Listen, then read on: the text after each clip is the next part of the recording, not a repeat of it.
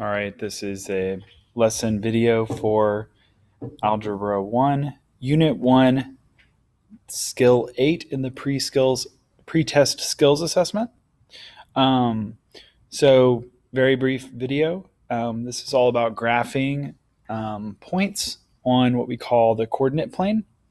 There is a diagram here that's super helpful and is going to be most of your answers for the first question.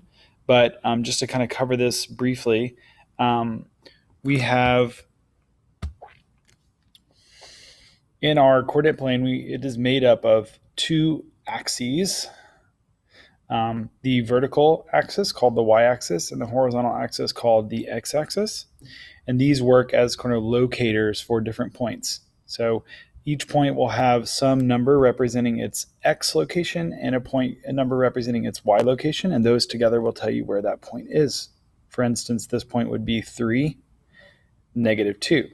3 on the x, -2 on the y, and so this point where my red dot is would be the point 3, -2.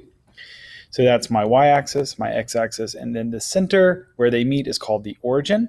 It is the point 0, 0. And then you can see here for each of our quadrants, quadrant is going to be one section of these four parts. Quadrant 1 starts up here, quadrant 2, quadrant 3, quadrant 4, around counterclockwise. Quadrant 1 is quadrant 1 because it is the place where all the values are positive. Moving around, quadrant 2 has negative x values, positive y values. Quadrant 3 has negative on both.